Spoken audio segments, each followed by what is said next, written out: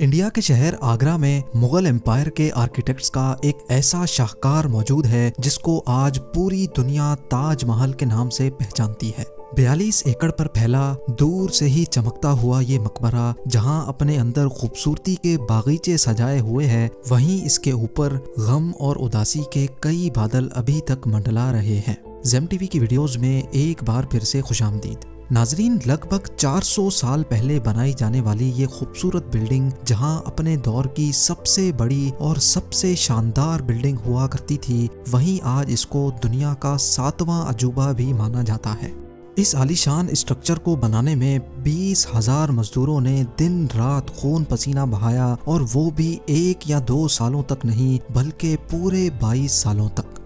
اگر آج کے دور میں اس کی قیمت کا اندازہ لگایا جائے تو سنگ مرمر کا یہ انمول مقبرہ حیرت انگیز طور پہ $1 بلین یعنی 7,500 کروڑ روپیوں سے بھی زیادہ مہنگا ہے، کیونکہ اس بلڈنگ میں مغل آرکیٹیکٹس نے اپنے ہنر کی کئی ایسی نشانیاں چھوڑی تھیں جن کی دنیا کے ٹاپ انجینئرز بھی آج تک تعریف کرتے ہیں۔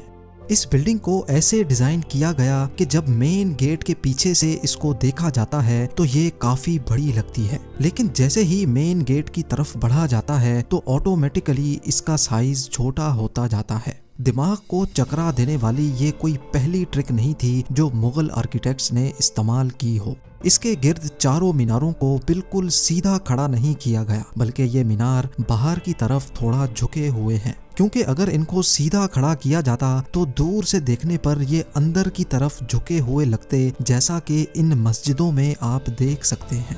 ان میناروں کو باہر کی طرف جھکانے کا ایک اور ریزن بھی تھا، اور وہ یہ تھا کہ خطرناک ارتھ کوئک کی صورت میں اگر یہ مینار گریں بھی تو یہ باہر کی طرف گر کر تاج محل پر ایک آنچ بھی نہ آنے دے۔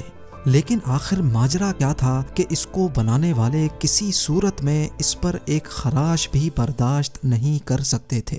تاج محل کے وہ کون سے راز تھے جن کو 400 سال پہلے چھپانے کی کوشش کی گئی تھی، اور جب اس دور میں کنکریٹ یا اسٹیل ہی نہیں ہوا کرتا تھا تو آخر اس عالیشان مقبرے اور اس پر موجود 40 میٹر اونچے ڈوم کو کیسے بنایا گیا؟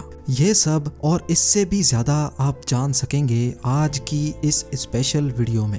ناظرین، یہ معاملہ اسٹارٹ ہوا تھا سن 1607 میں، جب انڈیا اور پاکستان کے اس خطے میں مغل امپائر کا ہولڈ ہوا کرتا تھا۔ اس دن مغل شہنشاہ کا سب سے چھوٹا بیٹا شہاب الدین محمد خرم 15 سال کا ہو چکا تھا، اور اسی کی سیلیبریشن کے لیے آگرہ فورٹ میں ایک عالیشان پارٹی رکھی گئی تھی۔ خرم مغل شہنشاہ کو سب سے زیادہ عزیز تھا، اسی وجہ سے اس کے ہر جنم دن پر اس کو ہیرے جواہرات اور سونے سے تولا جاتا تھا، یعنی جتنا وزن شہزادے خرم کا ہوتا تھا اتنا ہی خزانہ اس کے نام کر دیا جاتا تھا۔ لیکن اس جنم دن پر کچھ اور بھی خاص ہونے والا تھا۔ مغل شہنشاہ نے شہزادے خرم کی شادی اپنے ایک وکیل کی بیٹی کے ساتھ کر دی جس کو ممتاز محل کے نام سے جانا جاتا ہے۔ ممتاز اور خرم کو پہلے دن ہی ایک دوسرے سے بے انتہا محبت ہو چکی تھی، اور اس وقت یہ کسی کو بھی معلوم نہیں تھا کہ اس محبت کا بول بالا ہمیشہ کے لیے رہنے والا ہے۔ اگلے 10 سالوں تک شہزادے نے کئی جنگیں لڑیں اور ان میں بھرپور کامیابی بھی حاصل کی۔ اسی وجہ سے شہنشاہ نے خوش ہو کر ان کو شاہ جہاں کے لقب سے نوازا، جس کا مطلب ہے دنیا کا بادشاہ۔ شاہ جہاں کی ٹوٹل 6 بیویاں تھیں جو آگرہ فورٹ کے حرم میں ہی رہتی تھیں۔ ان 6 میں سے شاہ جہاں سب سے زیادہ محبت ممتاز سے کرتے تھے، اور یہی وجہ تھی کہ ان کا زیادہ تر وقت ممتاز محل کے ساتھ ہی گزرتا تھا۔ وقت تیزی سے گزرتا جا رہا تھا، اور 4 سالوں کے بعد یعنی 1621 میں مغل شہنشاہ اچانک چل بسے۔ شاہ جہاں جو پہلے ہی مغل امپائر میں خاصا فیمس ہو چکا تھا اور جو شہنشاہ کا چہیتا بیٹا بھی تھا، 1628 میں یعنی باپ کی موت کے 7 سالوں بعد اس نے شہنشاہ کی گدی سنبھال لی۔ پوری مغلیہ سلطنت اپنے نئے شہنشاہ سے بے حد خوش نظر آتی تھی۔ یہ وہ پیریڈ تھا جب مغل امپائر اپنے پورے عروج پر تھی، یعنی پورے انڈیا پاکستان کے ساتھ ساتھ افغانستان کے بھی کئی حصوں میں مغلیہ سلطنت کا راج ہوا کرتا تھا۔ سارے فیصلے شاہ جہاں خود کرتا تھا، جبکہ ممتاز محل پیچھے رہ کر شاہ جہاں کو مشورے دیا کرتی تھی۔ لیکن کسی کو بھی اس بات کا علم نہیں تھا کہ یہ خوشیاں عنقریب ماتم میں بدلنے والی ہیں۔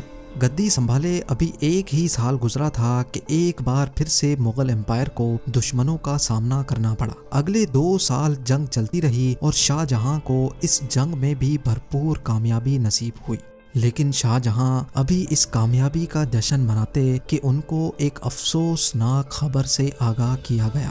ممتاز محل جو کہ شاہ جہاں کے 14ویں بچے کو جنم دے رہی تھی، اس کی حالت بگڑ گئی اور 17 جون سن 1631 کو وہ نہ چاہتے ہوئے بھی اس دنیا سے چل بسی۔ پوری مغلیہ سلطنت کا جشن دیکھتے ہی دیکھتے ماتم میں بدل گیا۔ یہ خبر جو شاہ جہاں پر آگ بن کر گری تھی، اس نے تو جیسے ان کی دنیا ہی ختم کر ڈالی۔ شاہ جہاں کی سب سے پہلی محبت اور ان کی سب سے عزیز بیوی ممتاز محل اس دنیا سے رخصت ہو چکی تھی۔ کہا جاتا ہے کہ اس غم کی پرچائی نے شاہ جہاں کو کالے اندھیروں میں دھکیل دیا تھا۔ اگلے 8 دنوں تک انہوں نے کچھ نہیں کھایا اور اگلے 2 سالوں تک نہ کوئی موسیقی سنی اور نہ ہی پرفیوم لگایا۔ ممتاز محل نے مرنے سے پہلے ایک آخری خواہش کی تھی۔ وہ چاہتی تھیں کہ ان کی قبر دنیا کے سب سے خوبصورت مقبرے میں بنائی جائے۔ اس ٹاسک کو اور ممتاز محل کی آخری خواہش کو پورا کرنے کے لیے شاہ جہاں نے اپنی ساری دولت اور پوری زندگی وقف کرنے کا ارادہ کر لیا۔ ممتاز کے گزرنے کے 6 ماہ بعد یعنی 1632 میں ہی تاج محل کی کنسٹرکشن کا کام شروع کر دیا گیا۔ قریب 20,000 سے بھی زیادہ مزدور، پتھر تراش اور کاریگروں کو پوری سلطنت سے اکٹھا کیا گیا۔ لشکروں کے لشکر شاہ جہاں کے حکم پر آگرہ بلوا لیے گئے تھے۔ کیونکہ ممتاز کی قبر یمنا ریور کے برابر میں موجود تھی، اسی وجہ سے اس جگہ پر دنیا کی سب سے خوبصورت بلڈنگ بنانا کافی مشکل ٹاسک تھا۔ ریور کے کنارے زمین کافی سافٹ ہوتی ہے اور اگر یہاں کھدائی کا کام کیا گیا تو پانی کا بہاؤ تاج محل کی فاؤنڈیشن کو بھی نقصان پہنچا سکتا تھا۔ اس مسئلے سے نمٹنے کے لیے مغل انجینئرز نے یہاں سب سے پہلے زمین کے اندر کئی کنویں کھدوانا شروع کیے۔ مزدور یہ کنویں تب تک کھودتے رہتے جب تک خشک زمین نظر نہ آ جاتی تھی۔ ان کنووں کو پتھروں اور گارے سے بھرا گیا اور پھر اس کے اوپر پتھروں کے بڑے بڑے کالمز کھڑے کیے گئے۔ اس سارے کام کو انجام دینے کے لیے مزدوروں کے ساتھ ساتھ ہاتھیوں کی ایک بہت بڑی فوج کو بھی استعمال کیا گیا۔ مغل انجینئرز کی یہ ٹرک کام کر چکی تھی اور اب ایک ایسی مضبوط فاؤنڈیشن تیار تھی جو نرم زمین پر بھی فولاد بن کر کھڑی تھی۔ فاؤنڈیشن کے بعد اب باری تھی ایک ایسے بلڈنگ ڈیزائن کی جو آج سے پہلے کسی نے بھی نہ دیکھا ہو، ایک ایسا ڈیزائن جو پچھلے سارے ریکارڈ توڑ ڈالے۔ تاج محل کے ڈیزائن کا آئیڈیا شاہ جہاں نے اپنے باپ دادا کے مقبروں سے لیا تھا۔ باپ کے مقبرے سے میناروں کا آئیڈیا لیا گیا، دادا کے مقبرے سے بلڈنگ کور کا آئیڈیا لیا اور اپنے انکل کے مقبرے سے ڈوم کا آئیڈیا لیا تھا۔ اور جب ان سب کو کمبائن کیا گیا تو ایک شاندار اور عالی شان ڈیزائن ابھر کر سامنے آیا۔ بلڈنگ کے اسٹرکچر کو بنانے کے لیے لاکھوں نہیں کروڑوں اینٹیں موقع پر ہی بیک کی گئیں۔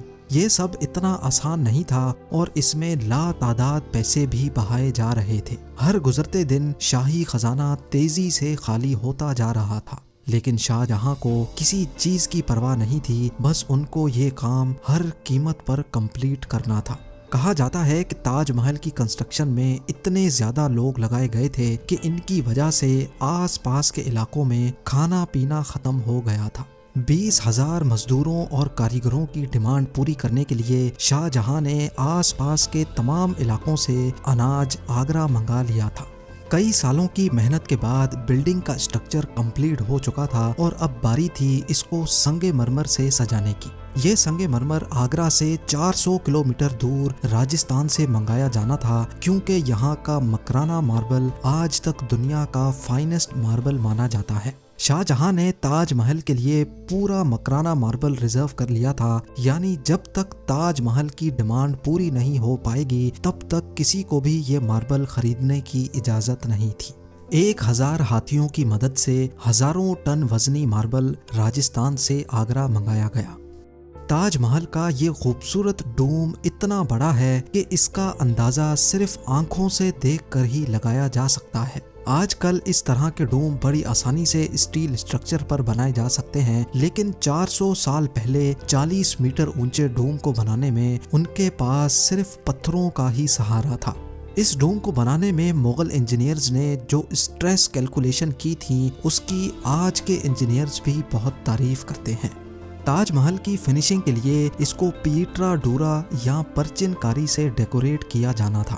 پیٹرا ڈورا ایک ایسی کلاکاری کو کہا جاتا ہے جس میں قیمتی پتھر کو ماربل کے اندر تراش کر لگایا جاتا ہے۔ ماربل کو بڑی مہارت اور باریکی سے قیمتی پتھر کی شیپ کے حساب سے تراشا جاتا ہے اور پھر اس میں پتھر کو گلو کے ذریعے چپکایا جاتا ہے۔ تاج محل پر استعمال ہونے والی گلو کوئی عام گلو نہیں تھی۔ کافی ریسرچ اور لیبارٹری ٹیسٹ کے بعد معلوم پڑا کہ یہ گلو شیرہ، لیمن جوس اور سنگ مرمر پاؤڈر کو ملا کر بنائی جاتی تھی۔ وہی سیم گلو آج بھی تاج محل کی رینوویشن کے لیے استعمال کی جاتی ہے۔ تاج محل کی خاص باتوں میں ایک بات یہ بھی ہے کہ یہ دن میں 4 مرتبہ اپنے رنگ بدلتا ہے۔ سورج نکلنے سے پہلے یہ بالکل بلیک شیڈ دیتا ہے، سورج نکلنے کے بعد یہ لائٹ یلو اور پنک شیڈ دیتا ہے، جبکہ دوپہر کے وقت تاج محل کی خوبصورتی کا نیا رخ دیکھنے کو ملتا ہے، نیلے آسمان پر جیسے موتی چمک رہا ہو، اور سن سیٹ کے وقت یہ پوری بلڈنگ گولڈن کلر کی دکھائی دیتی ہے۔ پورے 22 سالوں کے بعد سن 1654 میں تاج محل کی کنسٹرکشن کا کام مکمل کر لیا گیا۔ شاہ جہاں اپنی بیگم کی یاد میں دنیا کا سب سے خوبصورت مقبرہ بنانے میں کامیاب ہو چکا تھا۔ شاہ جہاں نے اس عالی شان عمارت کا نام اپنی پسندیدہ بیوی کی یاد میں ہی رکھا۔ ممتاز محل سے اس کا نام تاج محل رکھ دیا گیا۔ ہر سال شاہ جہاں ممتاز کی برسی پر یمونا ریور کے ذریعے تاج محل پر جایا کرتے تھے۔ یہ تاج محل کی ایسی انٹرنس تھی جس کو صرف شاہی خاندان کے لیے ہی بنایا گیا تھا۔ اس انٹرنس کی دیواروں پر دلکش نقاشی کا کام کیا گیا تھا جو شاید صرف شاہی آنکھوں کے دیکھنے کے لیے ہی کیا گیا تھا۔